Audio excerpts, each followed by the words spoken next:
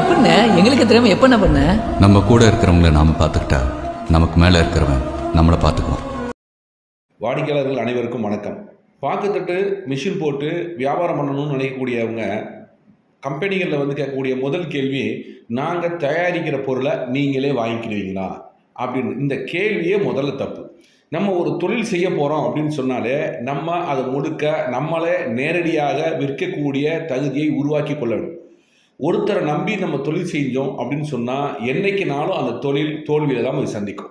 இப்போ நமக்கு, நம்ம பிராண்டுக்கு, நம்ம தயாரிப்புக்கு, நம்மளுடைய உற்பத்திக்குன்னு சொல்லி சில வாடிக்கையாளர்களை சில தொடர்ச்சியாக மாதங்களில் வாரங்களில் டெய்லி வந்து எடுக்கக்கூடிய அந்த வாடிக்கையாளர்களை நாம் உருவாக்கி வச்சுக்கணும். சப்போஸ் நம்ம யாரை நம்பி நம்ம கொடுக்கணும்னு நினைக்கிறோமோ அவங்க நம்மகிட்ட எடுக்கலைன்னு சொன்னால் உங்களுடைய பொருளுடைய நிலைமை என்ன, உங்களுடைய வருமானம், உங்களுடைய இன்வெஸ்ட்மெண்ட் எல்லாமே பாதிக்கப்படும். அப்படிங்கிறப்போ இந்த பைபேக், அதாவது நீங்களே வாங்கிக்கின்ற கேள்வியை முதல்ல நீங்கள் நிறுத்திட்டு நம்ம பொருளை, உற்பத்தி பொருளை நேரடியாக விற்கக்கூடிய தகுதியை நம்ம உருவாக்கிக்கிறோம். அப்போ தான் இந்த தொழிலில் நம்ம ஜெயிக்க முடியும். அடுத்து என்ன சொல்கிறாங்கன்னா, ஒரு நாளைக்கு தயாரிப்பு எவ்வளோ அப்படின்றத தெரிஞ்சுக்கிறோம். அதுக்கு தகுந்த மாதிரி நம்ம வெளியே ஆர்டர் எடுக்கணும். 1000 தட்டுக்கு நம்ம தயார் பண்ணுறோம்னா 5000 தட்டுக்கு நீங்கள் ஆர்டர் எடுத்தீங்கன்னு சொன்னால் உங்களால் சப்ளை பண்ண முடியாது.